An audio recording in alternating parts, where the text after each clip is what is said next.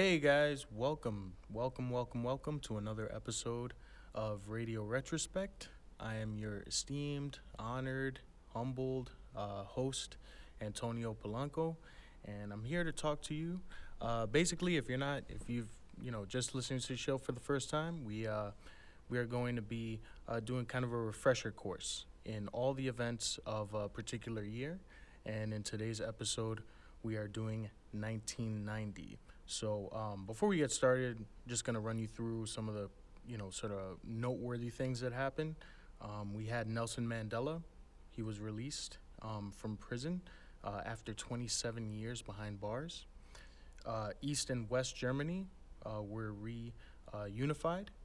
Operation Desert Storm kind of got started in Iraq. Not kind of got started, but started in Iraq. It was shown that there was a hole in the ozone layer above the North Pole. And we had the first web page published on the World Wide Web. And of course, the launch of the Hubble Space Telescope. So let's get started with some of the economics of the year. In 1990, average cost of a new house cost about $123,000. Average income was about $29,000. Average monthly rent was $465. The average cost of a new car, that would have cost you 16 G's. Cost of a gallon of gas was $1.34. If you wanted to get a first class stamp, that was 25 cents. Or if you wanted to buy a loaf of bread, that was 70 cents. A gallon of milk cost $2.78, and a cost for a Super Bowl ad in 1990 would have run you about $700,000. So kind of different from obviously from today. So let's move into as we usually do, international. Right. So some of the events, and again, we only have a certain amount of time to cover all these. You could literally do a podcast on any single event for the time we have. But like I said, this is just a refresher course, and we're going to just talk about some of the things that happened in 1990.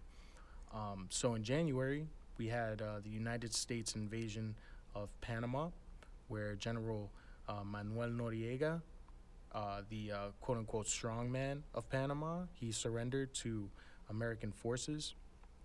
So basically, Noriega was a CIA operative, but he was also kind of smuggling. He was, making money smuggling drugs through Panama. There was a 2-year power struggle after the former leader, General Torrijos. He died, and Noriega emerged as the general of all Panamanian military forces. So he kind of became the country's de facto leader. But his rule was marked by, corruption. He was fixing presidential elections, so he could put his own sort of puppet government in. And it was also ruled by a lot of violence. But he also became a double agent. So he was selling American intelligence secrets to Cuba.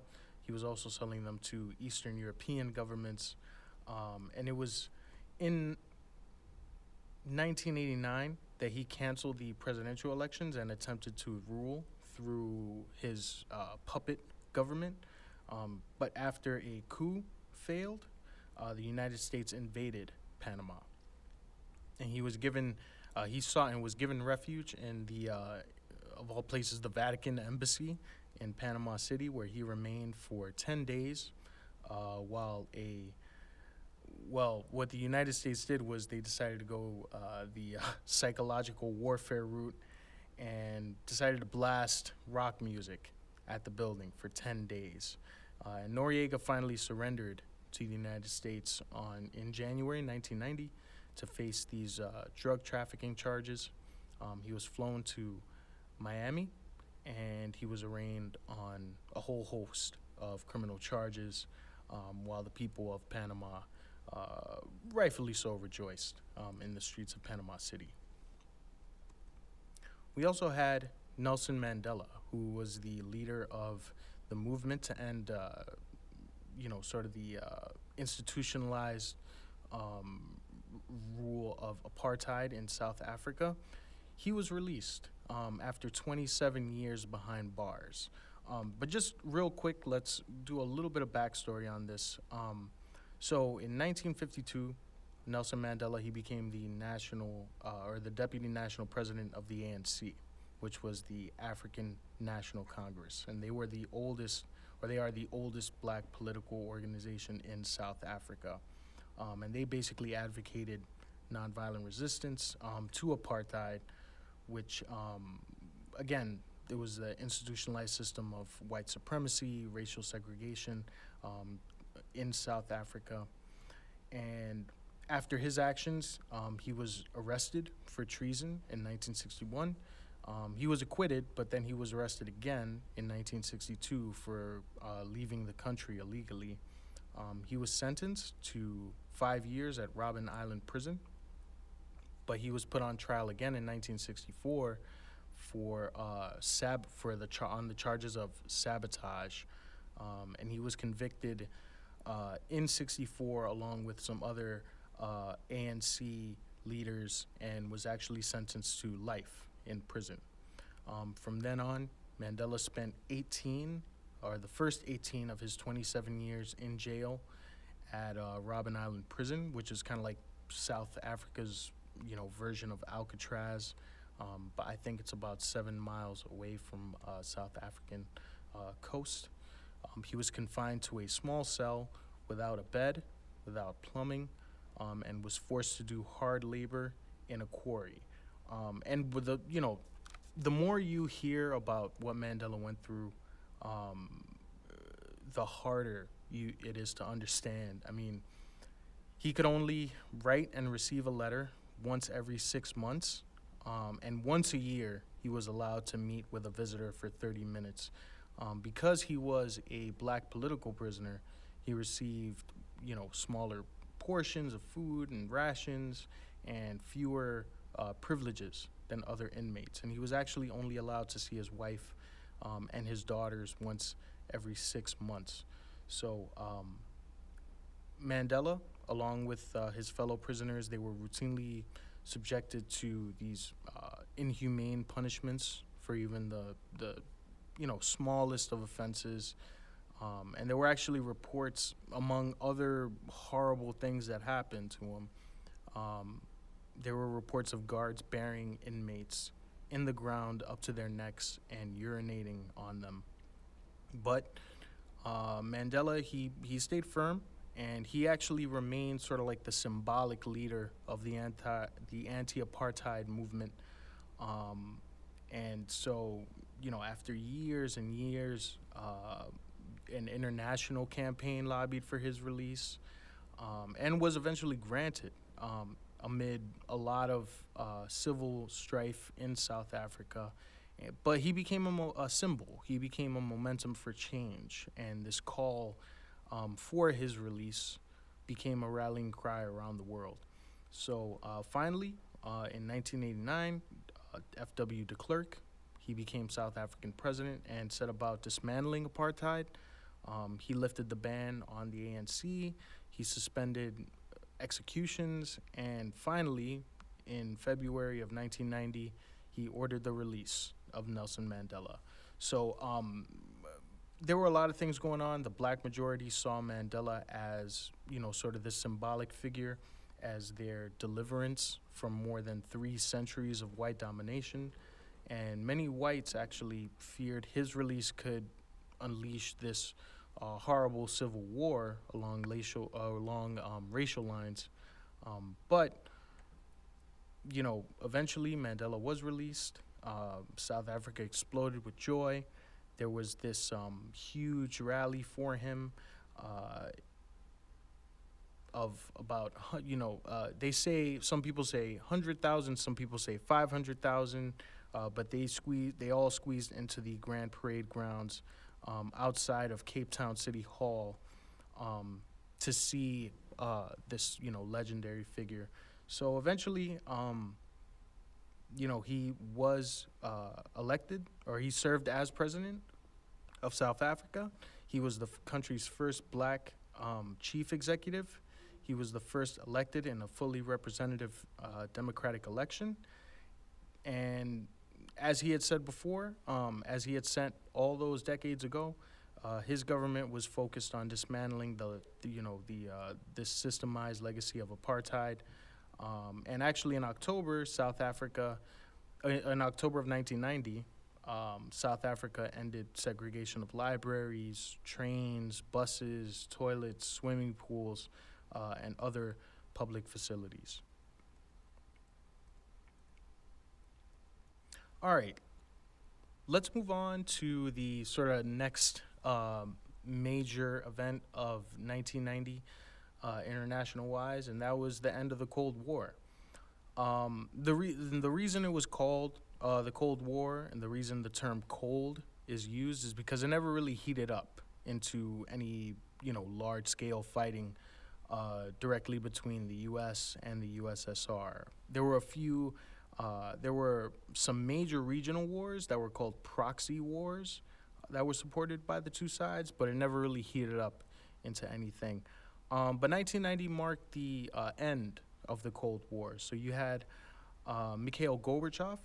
He was elected to a 5-year term as the first ever and so far the only president of the Soviet Union on March 15th. And then, right before that, the Soviet Union approved changes to their constitution. But what we saw with Gorbachev was, sort of a more, what was called a glasnost, which meant openness, and it meant a greater willingness to allow Western ideas and goods into the USSR, and what was called perestroika. I know I'm really messing that up royally, so I apologize for all our Russian listeners, but that meant a sort of a restructuring, and it was an initiative that allowed limited market incentives into to Soviet citizens. But under Mikhail Gorbachev, we saw more of, like I said, his glasnost. We saw more openness to different countries, and actually,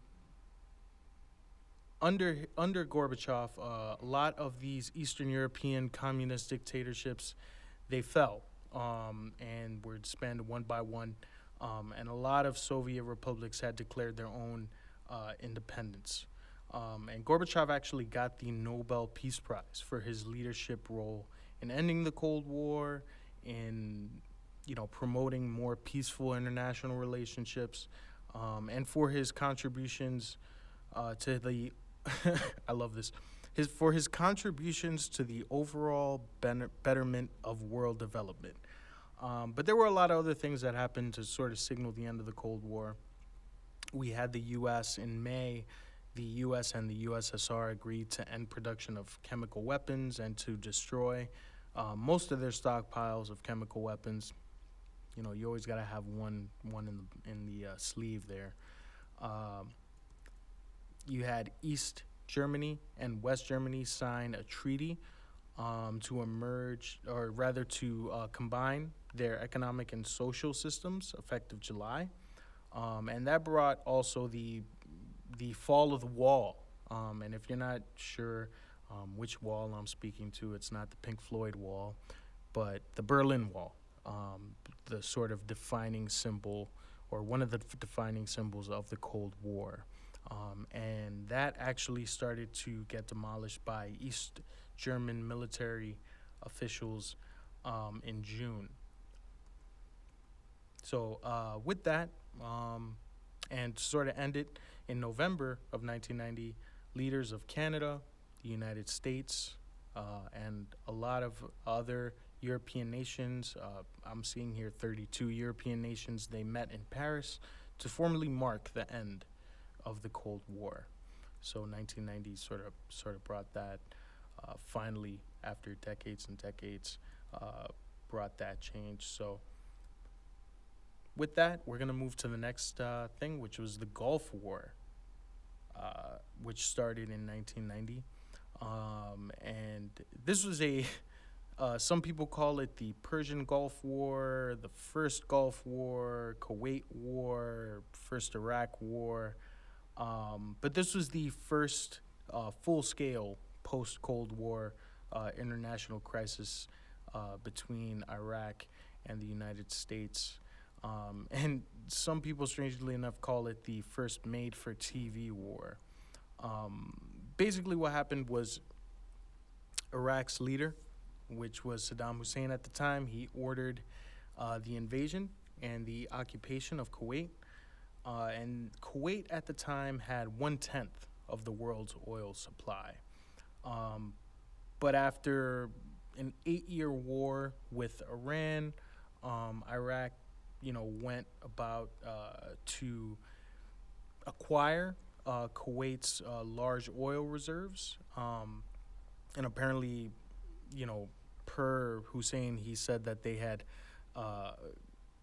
this large debt. So they were trying to cancel that debt. They were looking basically for debt forgiveness from Kuwait.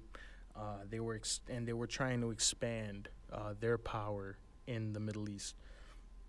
And at the time, Iraq had the fourth largest military army in the world. For that region, it was humongous. I mean, they had tanks, they had an air force, they had hundreds of thousands of soldiers. Let's not forget that this was partially, after the U.S. had backed them in their 8-year war with Iran.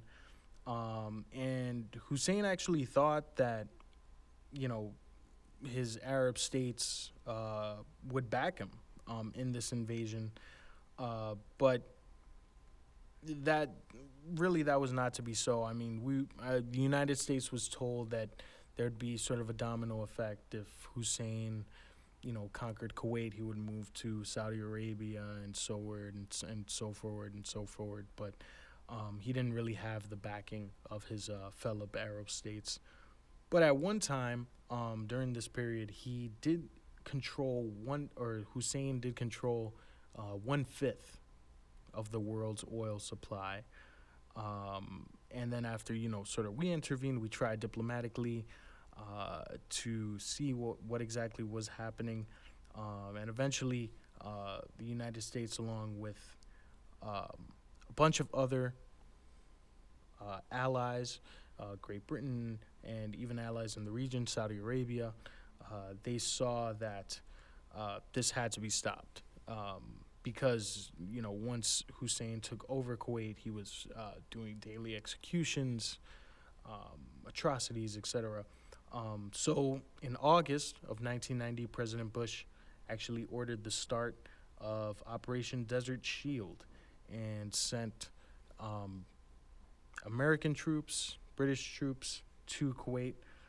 And in November of 1990, the UN Security Council had passed Resolution 678, and they authorized the use of all necessary means of force against Iraq if it did not withdraw from Kuwait by the following January 15th, 1991. And again, there were some worries that his invasion would move south to Saudi Arabia, and he was sold to us, and not just sold to us in the United States, but he was also, Hussein was this aggressive dictator that was threatening his neighbors. We were kind of given this domino theory that, Hussein had these designs on the entire Middle East, and that if he wasn't stopped in Kuwait, they would just keep going. And Margaret Thatcher actually was quoted as calling him Hitler of the Middle East at one point. But the Gulf War ended in 91. Again, we're trying to keep it as pure as possible. We'll keep it in 1990. All in all, the Department of Defense had estimated the cost at the end of the Gulf War at $61 billion. Let's move on to September of 1990, where the United States, the United Nations actually had a World Summit for Children. And this drew 70 world leaders to UN headquarters to promote the well-being of children. The summit had the then largest ever gathering of heads of state and government to commit to a set of goals to improve the well-being of children worldwide by the year 2000. Some things they met, some things they didn't. But basically, the high point of the occasion was held in the UN and was the joint signing of the World Declaration on the Survival, Protection, and Development of Children, and also a plan of action to deal with some of these child-related problems that were going on all over the world, including infant and maternal mortality, child malnutrition, illiteracy, as well as increased targets in access to basic services to health, family planning, education, water, and sanitation. And, we also had a lot of interesting things happen on the female, sort of like the female political theater of world events. We had Violeta Chamorro. She was elected the president of Nicaragua, and she was the first woman ever elected into her own right as a head of state in the Americas. We had Mary Robinson. She defeated the odds-on favorite Brian Lenihan to become the first female president of Ireland, and the well-known Prime Minister of the UK, Margaret Thatcher, resigned after 11 years, and she was replaced by John Major, who was chosen to lead the country and the Conservative Party. All right, so now we can move to, let's move to some of the things that happened in the U.S. In February, smoking was banned on all cross-country flights in the United States. Smoking on domestic U.S. airliners. That was actually started about 2 years before, but with the entrance of this ban, all planes became smoke-free by the end of the 1990s. And actually, the 1990 ban only applied to the passengers and the cabin of the aircraft and not to the flight deck. So pilots, they were free to light up, smoke up. And actually in August of 1990 was the first ban of smoking in bars in the U.S., maybe the world, although I doubt that. I imagine there was some pub somewhere in the world that outlawed smoking. But that was passed in San Luis Obispo in California in August. We also had in March of 1990 12 paintings, and this was actually let me go back. Let me just start over here. In March of 1990, guys, we had the largest art theft in U.S. history. 12 paintings and a Shang Dynasty vase were stolen from the Isabella Stewart Gardner Museum in Boston, Massachusetts. So in March 18th, 1990, in early morning hours, two guys went in as Boston police. They gained entry into the museum, and by the time they were done, they stole 13 works of art. The total worth of the stolen pieces has been estimated at $500 million. That's $500 million to the layman. But this robbery was the greatest single property theft in world history. Among the stolen works, again, they have still not yet, they haven't been recovered, but among these stolen works were Vermeer's The Concert, which was one of only 34 of his known works. And that was actually thought to be the most valuable unrecovered painting, coming at a cost of $200 million dollars American. Uh, Also missing was the storm on the Sea of Galilee, which was Rembrandt's only known seascape. So again, the FBI they investigated, but they have still not found any of these pieces. The case remains unsolved, and the museum actually offers a reward of $5 million for information leading to the recovery of this art. Um, and actually, strangely enough, empty frames hang in the Dutch Room Gallery as placeholders at the Isabella Stewart Gardner Museum, in the hopes that they'll be brought back, in the hopes that they'll be returned. Um, but another sort of weird thing about this case, especially to the FBI, was the artwork that was removed was not the most expensive or the most valuable artworks that were present in the museum. But again, this stolen artwork, still stolen, still unrecovered. And according to the FBI, the stolen artwork was moved through the region and offered for sale in Philly during the early 2000s, but again, still not recovered. Moving on to some other stuff that the president of the time, President George H.W. Bush, there are a few things that he did. The first thing he did, or not the first thing, but one of the things he did, he posthumously awarded Jesse Owens the Congressional Gold Medal. He also signed into law the Americans with Disabilities Act to protect disabled Americans from discrimination. And the Americans with Disabilities Act, the ADA, is one of America's most comprehensive pieces of civil rights legislation.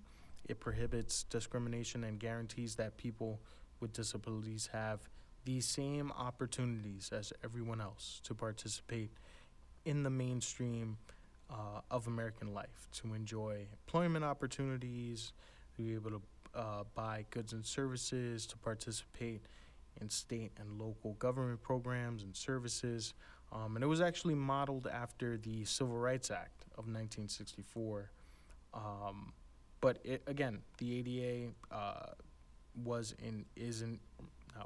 the ADA is an equal opportunity law for all people with disabilities and includes both mental and physical conditions. He also signed into law, did President Bush, the new Clean Air Act, and that focused on urban pollution, cancer-causing emissions from industrial sources. And this Clean Air Act was actually revised and expanded version of one that was signed into law a few decades ago, or before that. So the Clean Air Act, as we know, is a United States federal law. It's designed to control air pollution on a national level. It's one of the country's first and most influential modern environmental laws, and was one of the most comprehensive air quality laws in the entire world. So basically what the 1990 amendments addressed, or what was added to this law, was acid rain, ozone depletion, toxic air pollution. It also established a national permit program for stationary courses and increased enforcement authority from EPA and state governments. And it also established new gas reformulation requirements and mandated new gasoline formulations sold from May to September in many states. A few other things that happened in the U.S. We had Sue. She is the don't know if it's a she or he, but it's the best preserved Tyrannosaurus Rex specimen ever found. and that was discovered in South Dakota by Sue Hendrickson, uh, thus the name Sue. It has a dinosaur named Sue, right? I don't know if Johnny Cash came out with that song, but whatever. It has a length of 40 feet. It stands about 13 feet tall at the hips and was estimated, when Sue was alive, she was estimated to have weighed 7 metric tons.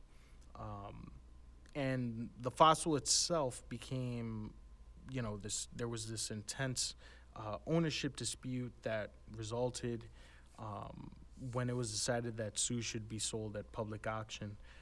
But the Field Museum in Chicago was able to purchase Sue for $8.4 million. Additionally, another thing that happened in the U.S. in 1990 was Washington, D.C.'s National Cathedral was finished. And it was actually under construction for 83 years before it was actually finished in September 1990. Represented the vision of, several architects, thousands of masons, sculptors, other workers. But it was finally finished on September 29th, 1990. And we'll go through just a few quick fun facts about the National Cathedral. The principal building material of the cathedral is Indiana limestone, because it was superior for both construction and carving. It is the 6th largest cathedral in the world, the 2nd largest in the United States, and the highest, as well as the 4th tallest structure in Washington, D.C. A few other weird things.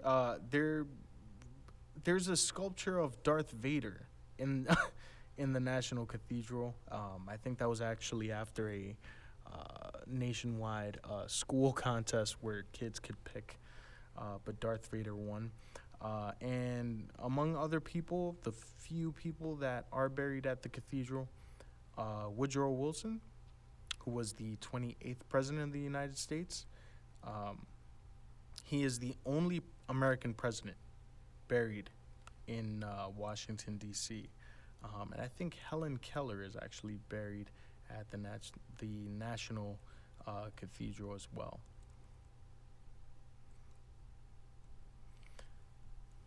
All right, so also going on in the U.S., we had the Supreme Court make some major rulings. They ruled that in April 1990, the Supreme Court ruled that states could make it a crime to possess or even look at child pornography, even if it was in someone's house. They also later on in June said that a law that was prohibiting the desecration of the American flag, they said that law was unconstitutional. And again, after Congress passed this anti-flag burning law, the Flag Protection Act of 1989, and the court later, struck that down, that law down as unconstitutional.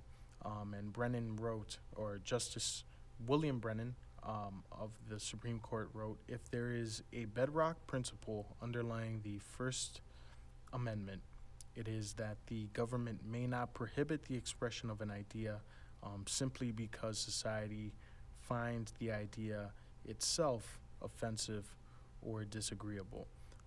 And even now, the case remains controversial. Congress is still trying to, or they attempted to, as far back as 2006, attempted to amend the Constitution to prohibit flag desecration, with the effort failing by one vote in the Senate. So let's go on to our pride and joy here, Mecca of the United States, New York City. We had a few cool things going on in NYC in 1990. David Dinkins was sworn in as the first African-American mayor of New York City. Uh, if you wanted to buy a token, the Bullseye token actually was in circulation at the time. That was the token. And again, all you guys that are listening from New York, you probably are used to New York City Metro cards. But before that, there were tokens. And that actually cost you $1.15 per token. Also in New York, we had the New York police. They arrested Dartman, who had stabbed over 50 women with darts. We also had a fire at this unlicensed club called Happy Land, and that killed 87 people. Also in New York, unemployment benefits were raised to $260 a week. And finally, Ellis Island Historical Site was opened on Ellis Island. This was after, restoration efforts, and something like $150 million had to be raised for this restoration. But Ellis Island was reopened as an immigration museum in September of 1990. Okay, all right. Now that we got international and U.S.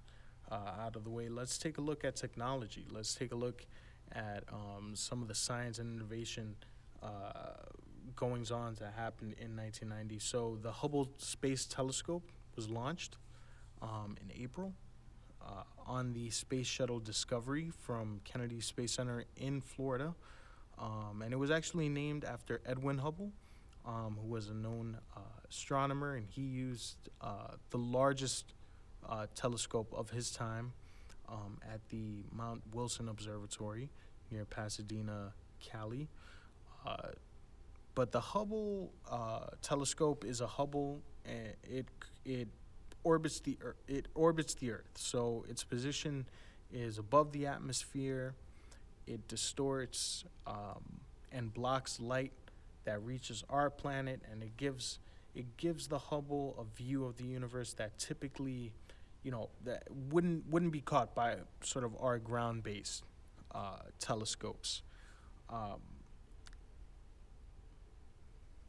And again, this is sort of after the fact that it was launched in 1990, but among its discoveries, the Hubble discovered the age of the universe, which is about 13 to 14 billion years, and much more accurately than the old range, which was about 10 to 20 billion years. It discovered dark energy, which is this strange, mysterious force that causes the expansion of the universe to accelerate.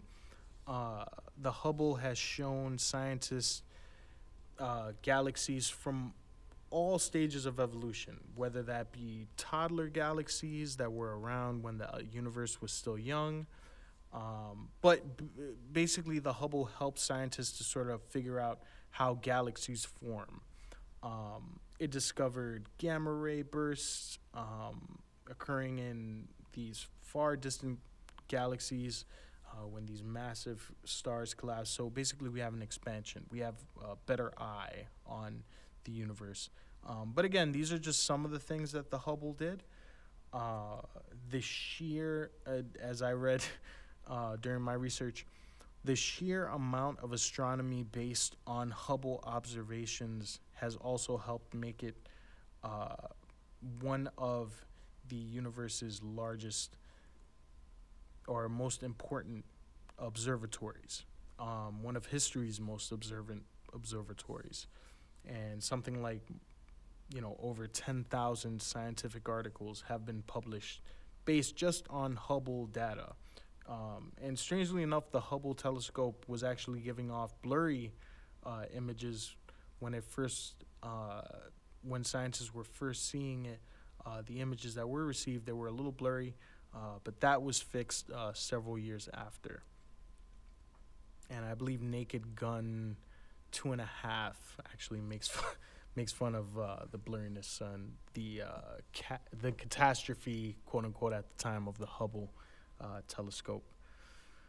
All right. So for all you lovebirds out there, February 14th, Valentine's Day, 1990, NASA received the pale blue dot photograph of the Earth, and that was sent back from the Voyager 1 probe after completing its primary mission. Voyager 1 was about 6 billion kilometers or 3.7 billion miles away from the Earth when it took this famous photograph. After the spacecraft passed the orbits of Neptune and Pluto, the cameras of the Voyager 1 pointed back towards the sun and took a series of photographs of the sun, of the planets, including Earth, and they made this sort of portrait of our solar system as seen from the outside. And I know it's we're going a few years ahead here, but I found this really interesting thing that Carl Sagan, known astronomer, astrophysicist, had said about the pale blue dot photograph in his 1994 book, Pale Blue Dot, A Vision of the Human Future in Space. So this is what Sagan had said about it. From this distant vantage point, the Earth might not seem of any particular interest, but for us it's different. Consider again that dot. That's here. That's home. That's us. On it, everyone you love, everyone you know, everyone you ever heard of, every human being who ever was, lived out their lives. The aggregate of our joy and the suffering, thousands of confident religions, ideologies, and economic doctrines, every hunter and forager, every hero and coward, every creator and destroyer of civilization, every king and peasant, every young couple in love, every mother and father, hopeful child, inventor, and explorer, every teacher of morals, every corrupt politician, every superstar, every supreme leader, every saint and sinner in the history of our species lived there, on a mote of dust, suspended in a sunbeam. Actually, if you look at the picture, it really is just a small pale blue dot caught in sunlight. But Sagan went on to say, think of the rivers of blood spilled by all those generals and emperors so that in glory and triumph they could become the monetary masters of a fraction of a dot. Think of the endless cruelties visited by inhabitants of one corner of this pixel on the scarcely distinguishable inhabitants of some other corner. How frequent their misunderstandings, how eager they are to kill one another, how fervent their hatreds. Our posturings, our imagined self-importance, the delusion that we have some privileged position in the universe are challenged by this point of pale light. Our planet is a lonely speck in the great enveloping of cosmic dark. So, it is quite a thing to see when you do see this image of the pale blue dot of Earth. Definitely check it out if you can. All right.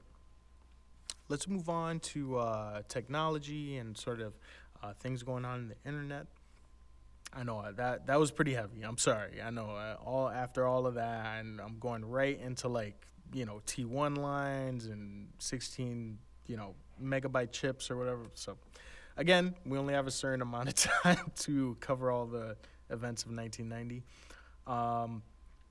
In February, a 16 megabit chip is shown for the first time by IBM. I know that seems like a lot of space. I mean, we're talking about, IBM being the first company to say that they're going to produce a 16 million bit computer memory chip. a device at the time that was 4 times the capacity of most advanced chips. Whoa, amazing. Also, in in October, so for a second, guys, I want you to think about the internet. Okay, now that you've thought about the internet, who is the inventor of the internet? Those of you who said Al Gore are wrong. It was actually Tim Berners-Lee, who was a British computer scientist, and he began his work on the World Wide Web 19 months after his 1989 outline information management a proposal. So all the stuff that you do online, again, just started with a proposal. And information management, a proposal, became what we know as the World Wide Web. And Tim Berners-Lee, he had written the 3 fundamental technologies that, again, they still remain the foundation of today's web. And, you know, what you see on a daily basis on your web browser. And these were refined as, of course, as, you know, web technology spread. We have HTML, which stands for Hypertext Markup Language, which is the markup or formatting language of the web.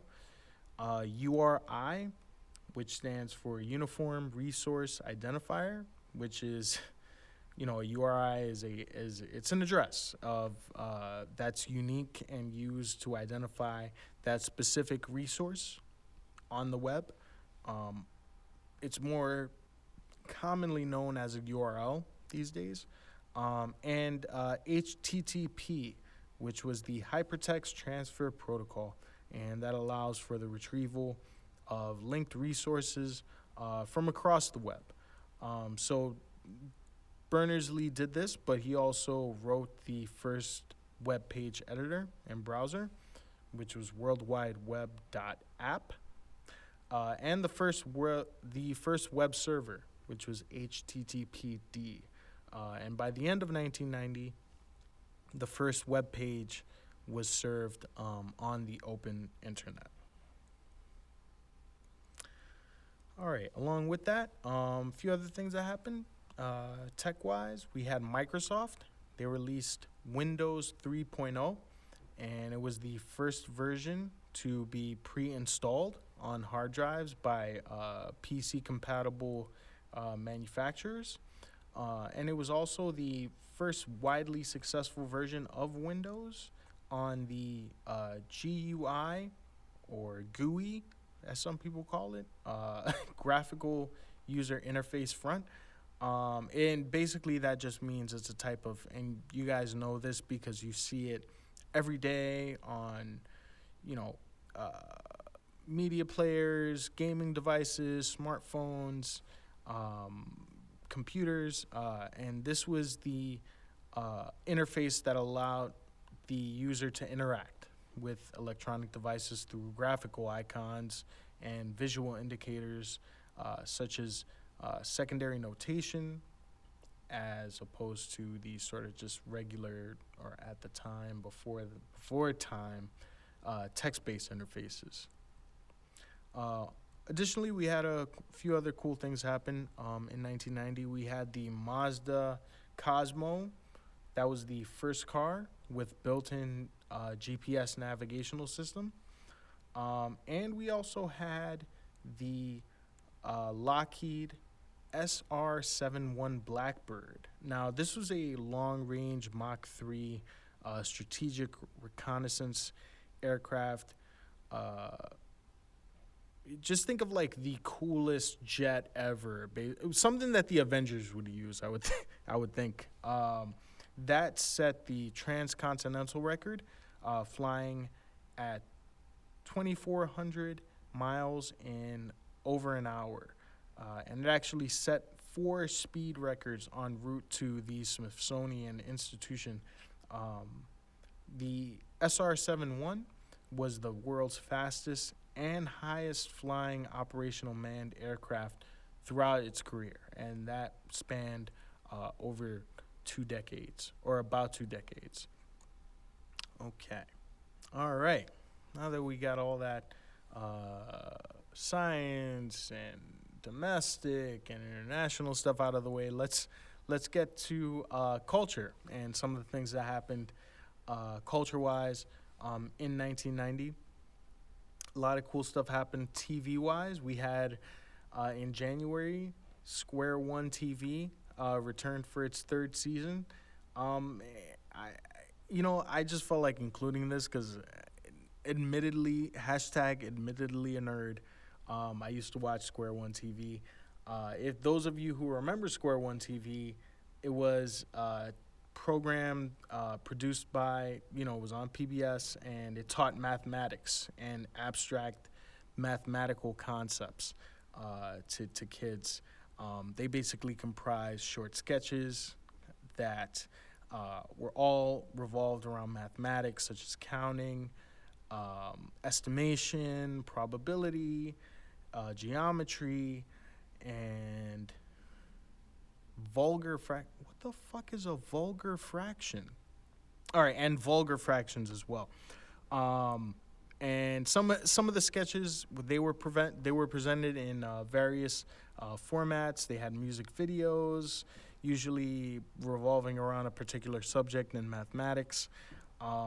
We had comedy sketches like General Mathpital, that was a parody of General Hospital, and Late Afternoon with David Numberman, that was a parody of Late Night with David Letterman, and Mathman.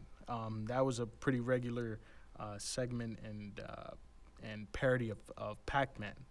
All right, and then some of the other cool things happened TV-wise. We had a few new members that later became legendary members joining the cast of Saturday Night Live. Among them, Tim Meadows, Chris Farley, Chris Rock, Rob Schneider, Julia Sweeney, and Adam Sandler. So they all joined Saturday Night Live in 1990. We also had Mr. Bean debuting in a Thames TV special. So you guys may know Rowan Atkinson.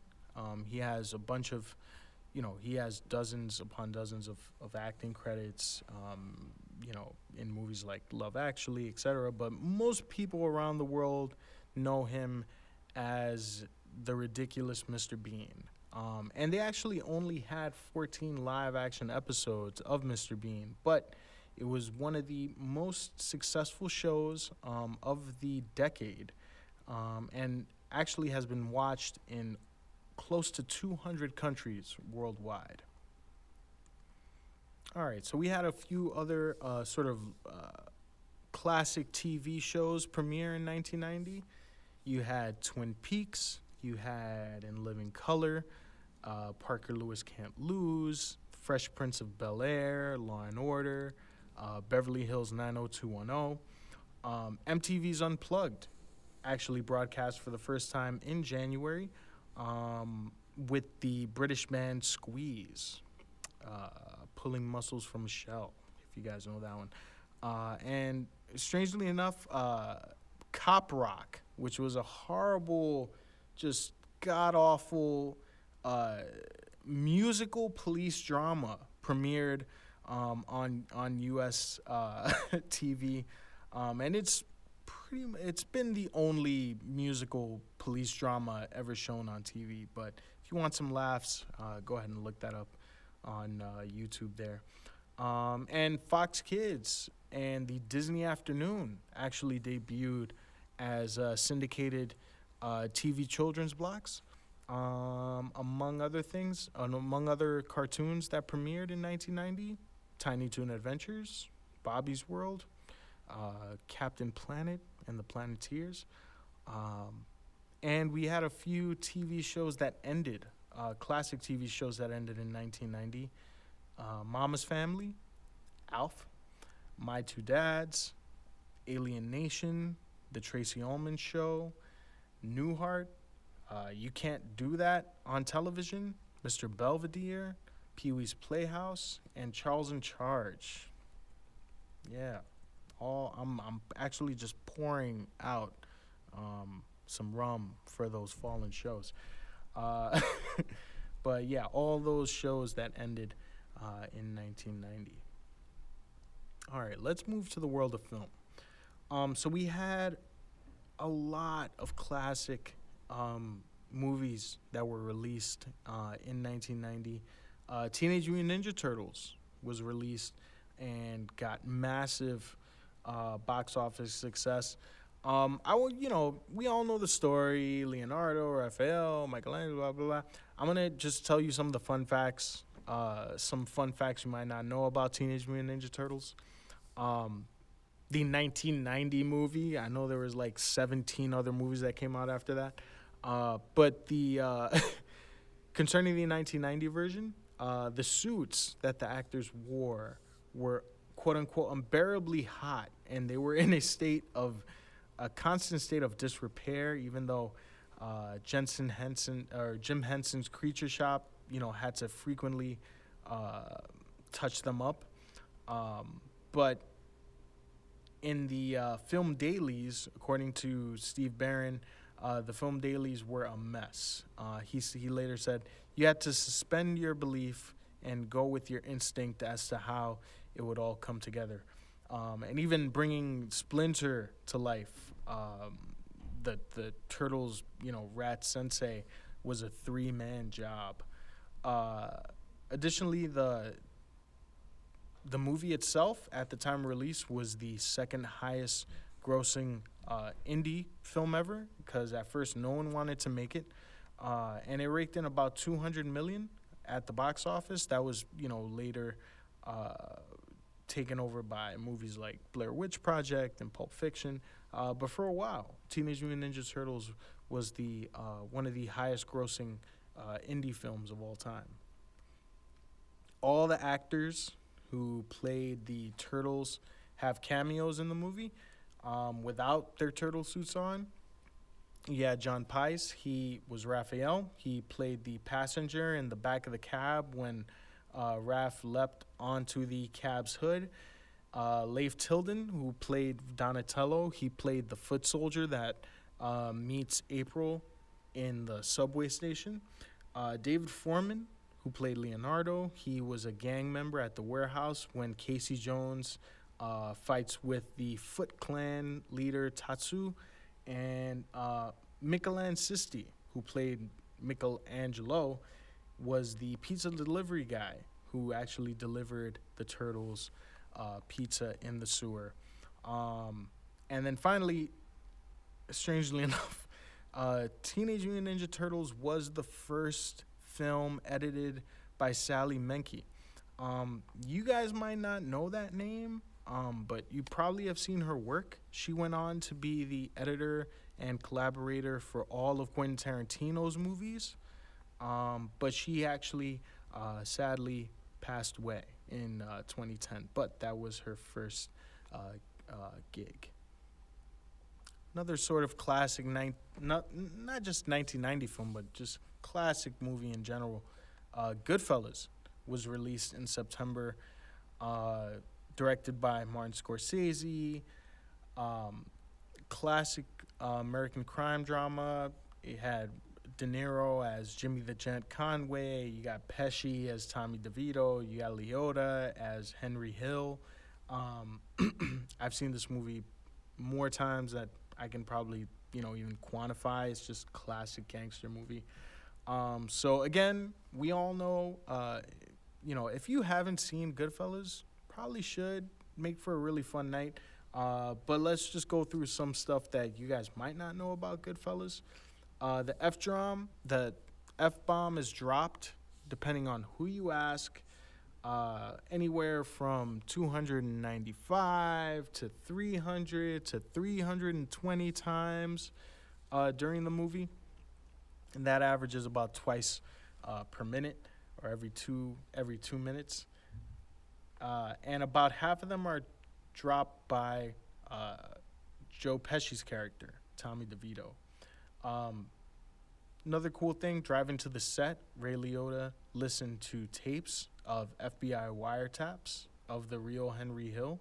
to actually get him into character for the day's filming.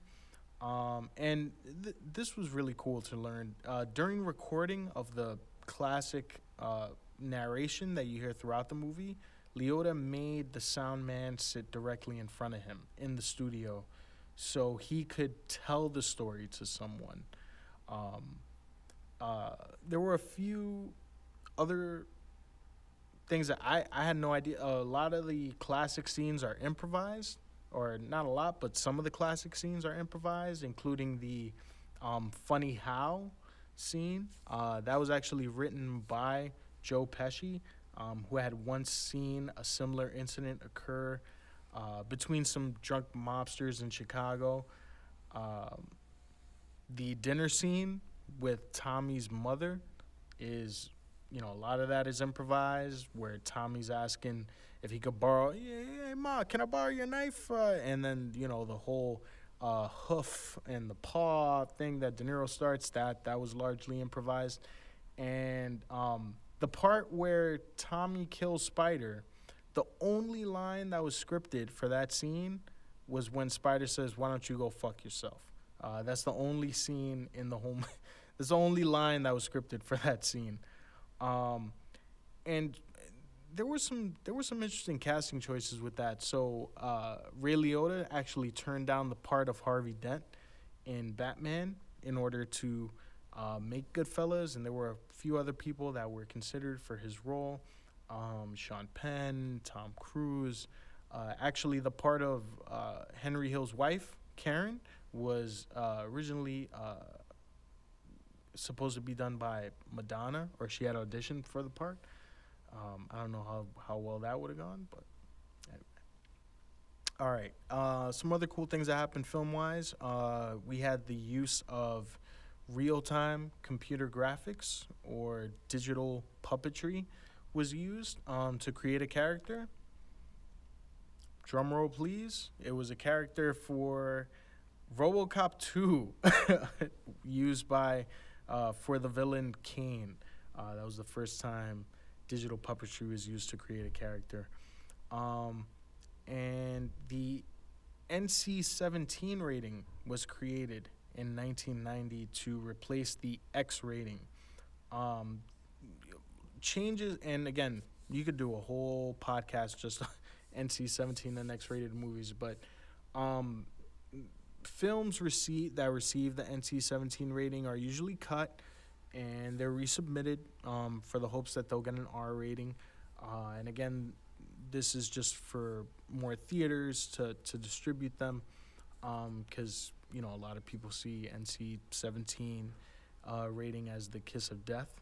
But they're usually, a difference that we see between an R rating and an NC-17 rating often hinges, and this is something I had seen in the Hollywood Reporter, but often hinges on the amount of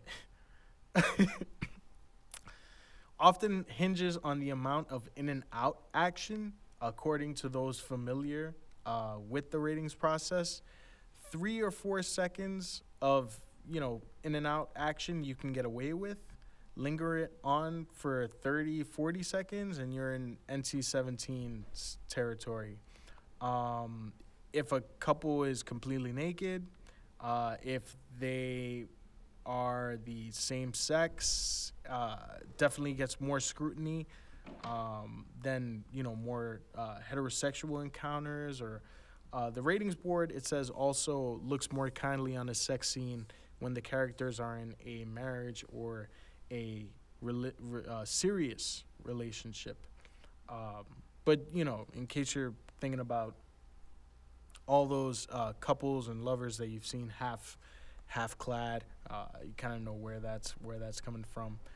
Showing genitalia full on also almost guarantees an NC-17 rating unless it's like really quick.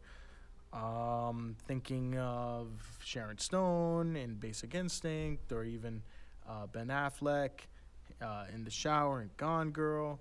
Both of those movies are rated R. Breasts and chest, that's all fine. That's all R friendly.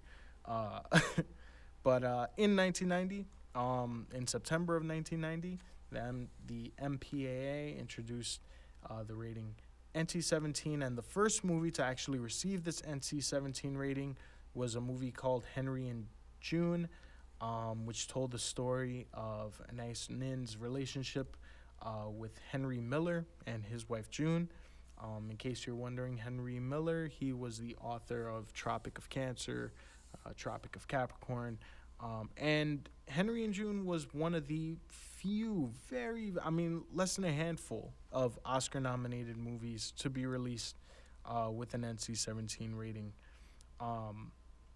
But again, NC-17 is pretty much considered the theatrical kiss of death. A lot of mainstream distribution opportunities are pretty much done. It has a lot of theaters won't show NC-17 movies. And again, that I think is something that's changing with the more digital age of streaming and whatnot. But some of the non-NC, these were rated differently, like PG, PG-13. Some of the more popular films that came out that year: Home Alone, Ghost, Dances with Wolves, Pretty Woman, Total Recall, Die Hard 2, Dick Tracy, Edward Scissorhands, and there were some other really great films released: Tremors, Hard to Kill, Joe versus the Volcano, Jacob's Ladder, King of New York, another sort of classic crime gangster movie, Miller's Crossing, Misery, Wild at Heart, which also received the NC-17 rating, but that won David Lynch the Palme d'Or of that year. Tales from the Dark Side, the movie, Days of Thunder, Quick Change, Arachnophobia, Problem Child, Pump Up the Volume, Kindergarten Kid, Darkman, Men at Work, Postcards from the Edge, a lot of classics in 1990. And there were also a lot of sequels that came out in 1990. You had Child's Play 2, Rocky 5, The Two Jakes. That was the sequel to Chinatown. Exorcist 3, Young Guns 2, Back to the Future 3, Gremlins 2, Predator 2, Three Men and a Little Lady, Look Who's Talking To, another 48 Hours. So the sequel trend definitely was heightened in 1990. Real quick look at the 62nd Academy Awards that happened, hosted by Billy Crystal. Driving Miss Daisy won Best Picture. Also won Best Actress for Jessica Tandy. Best Director was won by Oliver Stone for Born on the 4th of July. Best Actor went to Daniel Day-Lewis for My Left Foot. And also for My Left Foot, Best Supporting Actress, Brenda Fricker. Best Supporting Actor went to Denzel Washington for Glory. Best Foreign Film went to Cinema Paradiso, Italy's sort of entry for that classic film. And the Academy Honorary Award went to Akira Kurosawa that year. Okay, for sports, the World Series champions were the Cincinnati Reds. They beat the Oakland A's in a sweep. Super Bowl 24 champions, the 49ers, beat the Broncos, and actually they just won like 2 or 3 weeks ago, 55-10. The NBA champions that year, Detroit, the Pistons beat the Trailblazers 4-1, and it was actually their second win in a row. And the Stanley Cup champions of that year were the Edmonton Oilers that beat Boston 4-1, and it was their first win without Gretzky. And the World Cup soccer champions of that year was West Germany. And that was actually the last year before Germany reunified with East Germany. Some other cool things that happened sports-wise. George Steinbrenner was forced by Commissioner Fay Vincent to resign as the principal partner of the New York Yankees. And this a lot of people consider this the start of the Yankees' rebirth. The LA Raiders announced they were going back to, or they were going to Oakland. We all know how well that turned out. In August, Ken Griffey and Ken Griffey Jr. became the first father and son to play on the same team, and they both singled in the first inning for the Seattle Mariners. And in March, brought the end of the month-long or over-month-long lockout by the baseball owners. All right, music-wise, and again, we don't have a lot of show left, so I'm going to go through these guys. Billy Idol, in February, was involved in a very serious motorcycle accident. And Idol actually had to not only, he'd been scheduled to be in Oliver Stone's The Doors, but he was also supposed to be the T-1000 in Terminator 2 Judgment Day. That role was actually originally intended for Billy Idol, but because in this car accident, they had to recast the role completely. Pearl Jam, then named Mookie Blaylock, they played their first show as the band in the Off-Ramp Club in Seattle, Washington. Madonna released her first single, Justify My Love, and at the time, the video was banned by MTV because of its sexually explicit content.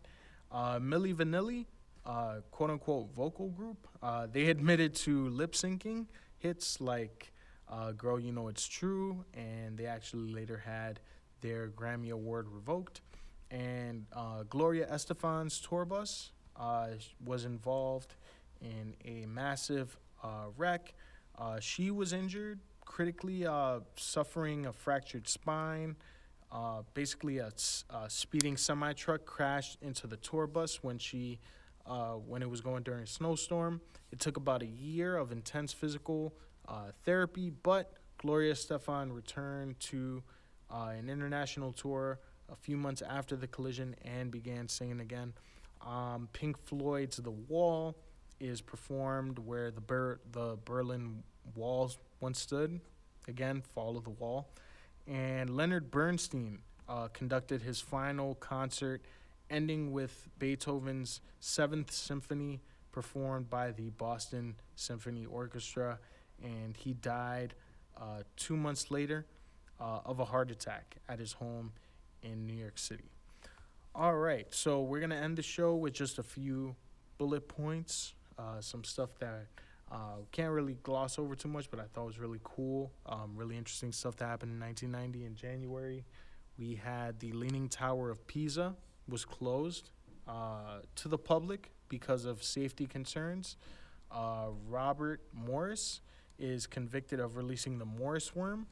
It is the first, or one of the first computer worms distributed via the internet.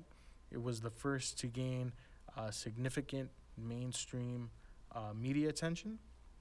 In February, Bob Marley's birthday is celebrated as a national holiday in Jamaica for the first time.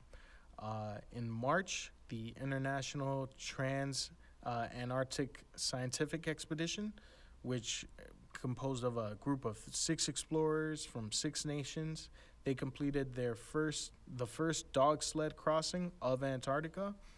In April, we had the Strange Ways prison riot, and this was the longest prison riot in Britain or in Great Britain's history, and it started at Strange Ways Prison in Manchester and continued for 3 weeks and 3 days until April 25th. Carol Geist, who was 20, was the first African American to be crowned Miss USA in Wichita, Kansas. In May, the World Health Organization removed homosexuality from its list of diseases. This marked a slow change towards public acceptance. And again, that's still, ongoing. But basically what the World Health Organization said was that homosexuality was not a disorder, it was not a disease, and so it did not require a cure. On the globalization front, we had the first McDonald's open in Russia, and at the time it is the world's biggest McDonald's. I'm sure Gorbachev had a thing to do with that. The first Pizza Hut opened again in USSR. It opened in China. The first McDonald's opened in China as well. And the stateside, the first Walmart in California and on the West Coast opened in Lancaster, California. And the first Walmart in northeastern United States opened in York, Pennsylvania. We had D.C. Mayor Marion Barry arrested for a drug sting. That was this, ugly, hugely widely publicized scandal that was the fodder for late night shows for, months and months on end. Dr. Antonia Novello was the first female and the first Latina U.S. Surgeon General appointed by President Bush. During her tenure, she focused her attention on the health of women, children, minorities, as well as underage drinking, smoking, and the AIDS epidemic. In July, Roseanne Barr, to everyone's horror, sang the national anthem at the Cincinnati Reds San Diego Padres game. The Channel Tunnel, or the Channel, workers at the Channel from the UK and France met 40 meters beneath the English Channel seabed, and this was the first ground connection between the UK and the mainland of Europe since the last ice age. In June, J.K. Rowling got the idea for Harry Potter while she was on a train from Manchester to London Euston Railway Station. She first got the idea, but the way she said it, it was on a long train journey from Manchester to London when she began formulating the characters of the series. She wasn't, truly aware of all the details. The train was delayed for over 4 hours, and she said she didn't have a pen, and she was too shy to ask anyone for one. She says, to my immense frustration, I didn't have a pen that worked, and I was too shy to ask anyone if I could borrow one. But she remembers being very enthusiastic, very excited about the ideas that were filling her mind, and actually on arriving on her flat in Clapham Junction, she started to finally work on writing the book immediately. Even though it took a few years, she completed Harry Potter and the Philosopher's Stone in 95. It was published in 97. But it started on that train. And then finally, last final note, I promise, 1990 brought 123456 on 7890. On that day, on July 8th, we had all those numbers 1, 2, 3, 4, 5, 6, 7, 8, 9, 0 represented in time. All right, guys. Just want to say again, thank you so much for listening to this 1990s retrospect. You could find us online at Radio Retrospekt on Twitter, Instagram, Facebook. You can reach us if, Lord knows, I might have fouled something up. So you can email me at radioretrospekt@gmail.com, and that's Radio Retrospekt, and that's RETROSPEK as in kangaroo, T. And I also want to give a special shout out to Level X Studios, with which this podcast would not have been produced. And you can contact them at lvlxstudios.com. And again, that's lvlxstudios.com. And I want to again thank you guys. Can't wait to see you next time. And we'll be talking about the year 2000.